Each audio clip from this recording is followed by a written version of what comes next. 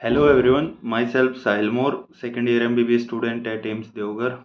और मैंने last video अपनी प्रिपरेशन जर्नी के बारे में बताई थी, तो उस पे कुछ कमेंट्स आए थे बहुत सारे, मतलब कि कैसे आगे कंटिन्यू करना है, रिवीजन का प्रॉब्लम हो रहा है या डिमोटिवेशन हो रहा है, लैक ऑफ फेलियर हो रहा है। ऐसा करके मतलब मोस्टली जो भी नीट एस्पिरेंट्स की प्रॉब्लम्स है ना, तो वो उनके बारे में बताया मैंने इस वीडियो में। तो अगर आप लास्ट तक देखेंगे तो it would be really helpful for you. तो स्टार्टिंग करता हूँ मैं। तो एक ने जैसे बताया कि भैया मतलब पढ़ता हूँ लेकिन ओवर थिंकिंग होती है, और फिर ये थॉट आता है कि नहीं होगा तो फिर क्या होगा, रिलेटिव्स का प्रेशर है, फिर पेरेंट्स उनको क्या जवाब देंगे। डिप्रेशन सा रहता है पढ़ते टाइम, ये थॉट्स चलते हैं कि what if it doesn't happen. तो यार फॉर एग्जांपल किस क्रिकेट का ही तुम एग्जांपल ले लो कि कोई पिच है जो कि बाद में स्लो हो जाएगी, तो कोई भी जो कैप्टन है ना वो चाहेगा कि हाँ यार अपन क्या करते हैं, अपन टॉस जीत के पहले बैटिंग कर लेते हैं आराम से। लेकिन खुदा न खास्ता, भगवान ना करे भाई, तुम लोग ना जीत पाए टॉस, तो फिर इसका मतलब ये थोड़ी कि मैच हार गए। अब फिर अपने को क्या करना है कि हाँ भाई कोई नहीं, बैटिंग नहीं आई, बॉलिंग आई, बॉलिंग पे ध्यान देना है, यानी टॉस अपने हाथ में नहीं है। सेम गोज हियर कि जो चीज़ें अपने हाथ में नहीं है कि नहीं होगा, तो वो जो विशेष साइकिल तुम बना रहे हो ना कि नहीं होगा तो फिर ये क्या सोचेंगे, वो क्या सोचेंगे, तो भाई उसको मत सोचो ना। एटलीस्ट तुम इतना सोच लो ना कि भाई हो गया तो मतलब मतलब सब कुछ सॉर्ट हो जाएगा। बेसिकली देख, ऑनेस्टली बताऊं तो नहीं हुआ तो you are not a failure. लेकिन हर कोई चाहता अपनी लाइफ में प्रोग्रेस करना, और हो जाए तो दैट्स वेरी गुड, अच्छी बात है। कॉलेज में अच्छी लाइफ बीतती है, एक अलग सराउंडिंग में आते हो आप, अलग से आपके दोस्त बनते हैं, तो थोड़ा अच्छा लगता है। तो और डॉक्टर भी बन जाओगे तो इट फील्स रियली गुड, और फिर वो एक सेंस ऑफ प्राइड भी आता है मतलब। तो वो अच्छा होगा, लेकिन उसके लिए पता है, अपन यार ज़्यादा आउटपुट पे फोकस करते हैं rather than being in process. इसकी प्रोसेस है ना यार, पढ़ाई की ही है, तो आप क्यों ज़्यादा मतलब सोच रहे हो जिससे आपका लॉस ही होगा सिर्फ। तो ये सब जो नेगेटिव थॉट्स हैं उनको मत सोचो कि ये क्या होगा, वो क्या होगा।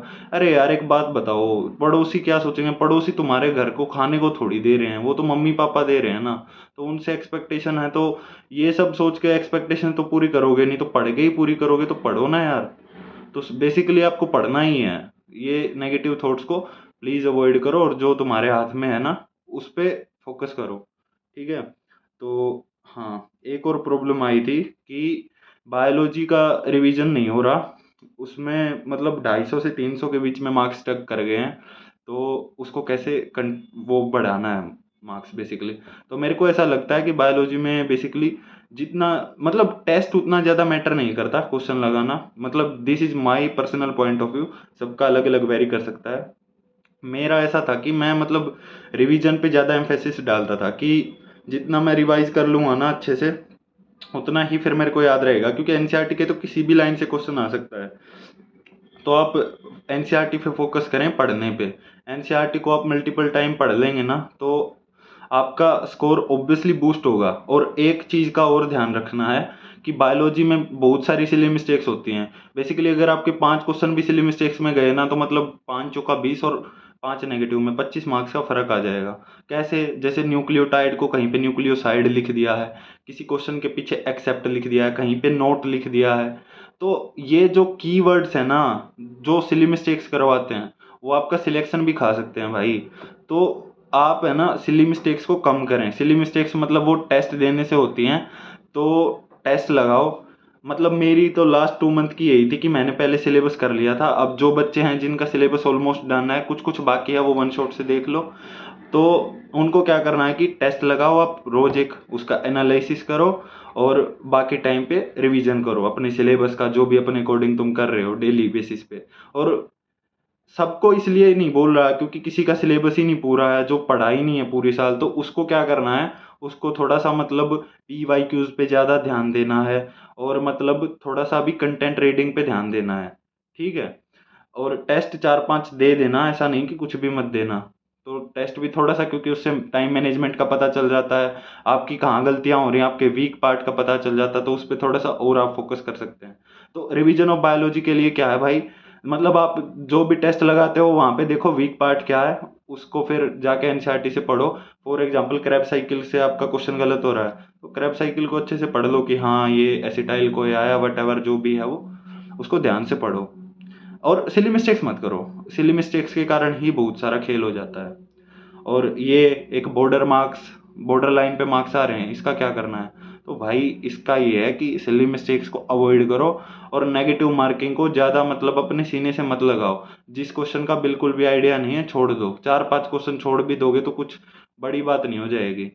आपको मार्क्स अगर इंक्रीज करने हैं तो दो ही टिप हैं, एक तो सिली मिस्टेक कम करनी है। सिली मिस्टेक्स मतलब यार वो होती हैं यार, कहीं ओएमआर में बबलिंग एरर कर दिया, ये हो गया वो हो गया, तो प्लीज उन पे ध्यान दो ना भाई। टेस्ट देते टाइम क्या करते हो, ज्यादा जल्दबाजी मत करो।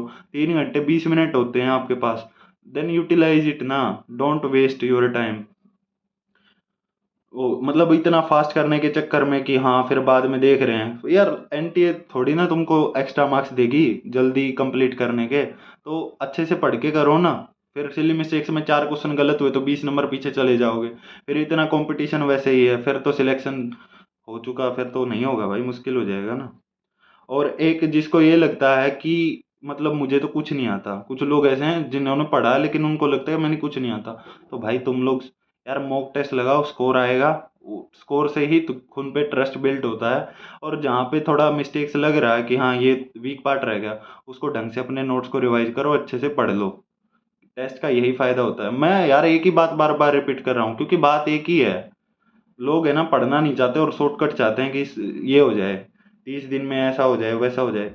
ऐसा है कि आप लगे रहोगे ना तो इम्प्रूवमेंट हो जाएगा। सिलेक्शन का तो यार किसी को नहीं पता ना, वो तो तुम एग्जाम में क्या करके आओगे उसके बेसिस पे डिपेंड करता है। और लास्ट टाइम रिवीजन कैसे करना है सब्जेक्ट वाइज, तो एक इसका भी आया था कि मतलब कैसे करना है, तो बायोलॉजी का मैंने बताया तुमको। बायोलॉजी के लिए एनसीईआरटी ही सब कुछ है। फिजिक्स और केमिस्ट्री के लिए अपने नोट्स करो। नोट्स में मतलब ऐसा सुपरफिशियल रीडिंग ही करना है उनका, ऐसे नहीं कि आप कैलकुलेशन में घुसे पड़े हो।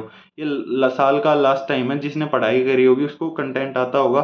फॉर्मूला शीट्स अपने जो शॉर्ट नोट्स वगैरह बनाए हो उनको रीड करो और मॉक टेस्ट लगाओ। जहाँ गलतियाँ हो रही हैं उसको ध्यान से पढ़ लो कि हाँ गोसलो से मेरा गलत हो गया था, कि हाँ ऐसा ऐसा जो भी मिस्टेक हुआ था वो उसको नोट डाउन कर लो जहाँ पे आपके नोट्स हैं। और सेकंड टाइम आप उसको देखोगे तो आपका ध्यान जाएगा कि हाँ यार यहाँ पे गलती हो गई थी, इसको थोड़ा फोकस से करना है। ठीक है।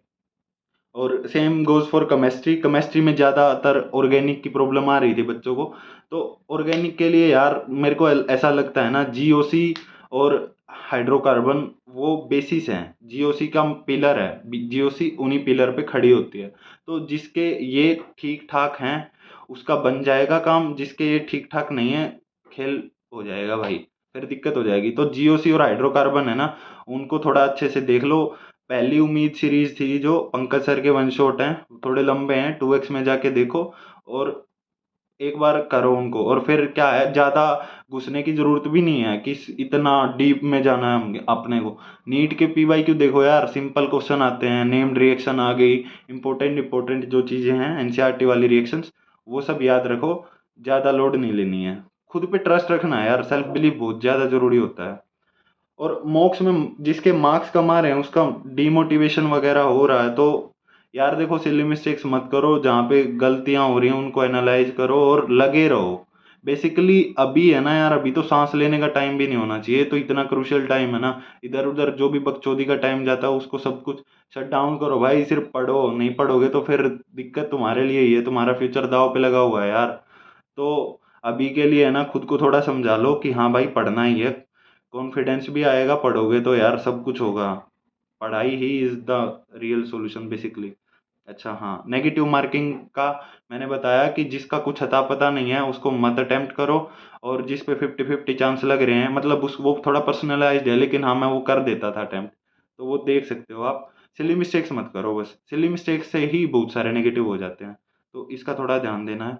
एक कुछ बच्चों को यार मतलब ऐसा है कि यार पेरेंट्स की इतनी एक्सपेक्टेशंस हैं, हमें पैनिक अटैक आ जाता है, पढ़ते पढ़ते टाइम हाथ पैर कांपने लग जाते हैं। तो उनके लिए मैं एक ही एडवाइस है, काम रहो। क्योंकि देखो पैनिक अटैक आ गया तो मतलब है ना, वो तुम्हारा नुकसान ही कराएगा। तो क्यों पैनिक हो रहे हो? ये तो बताओ कि पैनिक होने से तुम्हारा फायदा तो हो नहीं रहा, उल्टा तुम डिप्रेशन में जाओगे कि यार ये क्या हो रहा है, क्यों हो रहा है, मैं करना कुछ चाह रहा हूँ, करने कुछ चाहती हूँ, लेकिन दिस इज अगेन हैपनिंग और ये तो गलत हो रहा है। तो भाई पैनिक कब होते हैं? जब अपन अपने माइंड में नेगेटिव थॉट्स को पाइल अप कर लेते हैं कि नहीं हुआ तो क्या होगा, वही फिर एक विशियस साइकिल, जिससे फिर पढ़ाई इफेक्ट होगी और तो कुछ नहीं होगा उससे। तो क्यों सोचना है ये सब? तुम ये सोचो कि हाँ, अब मेरे पास इतना टाइम है, मैं अपना पूरा एफर्ट करूंगा, बाकी रिजल्ट अच्छा आए या ना आए, यार इम्प्रूवमेंट होती है। अब मैं गारंटी किसको दे दूं यार? मैं कौन सा आपके पेपर चेक कर रहा हूँ कि हो ही जाएगा, ये वीडियो देख लो।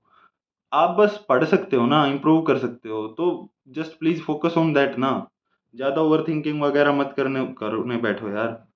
तो मेरे हिसाब से मतलब आई गेस मैंने बता ही दिया है, लेकिन लास्ट टाइम एक और बता दूं रिवीजन के लिए।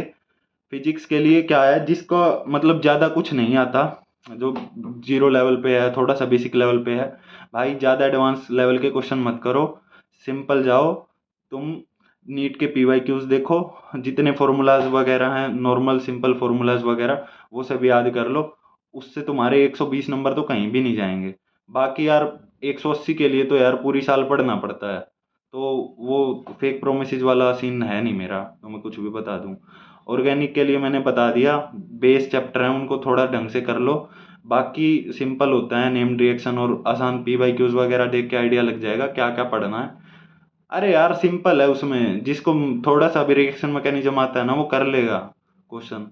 तो मेन बात पढ़ाई की ही है ना। सोर्स आप मतलब आपकी कोचिंग के नोट्स वगैरह जहाँ से आप पढ़े हैं वो भी कर सकते हैं, वहाँ का नहीं समझ आ रहा तो PW के भी आप देख सकते हैं। सोर्स कुछ भी हो, मंजिल तो एक ही है ना तुम्हारी, नीट में सिलेक्शन। और मैं तो यार यही विश करता हूँ भगवान की दवा से आपका हो जाए। हाँ, लास्ट टाइम यही है, अभी टाइम वेस्ट मत करो, ये टाइम बहुत प्रीशियस है, ये फिर नहीं आएगा। तो कृपया करके अपनी बुद्धि को अभी पढ़ाई में ही घुसाए रखें, रेदर देन कि आप इधर भी नेगेटिव थॉट सोच रहे हैं, उधर किसी से बात कर रहे हैं, ये हो रहा है वो हो रहा है। अभी के लिए सब पॉज कर दो और पढ़ने लग जाओ। रिजल्ट कुछ भी होगा लेकिन आज से अच्छा ही होगा अगर आप आज ही इम्प्रूवमेंट करने में लग गए तो मैं सभी को ऑल दी बेस्ट विश करना चाहता हूँ मेरी तरफ से, जिसने भी ये वीडियो देखा, all the best for NEET 2024। Good luck.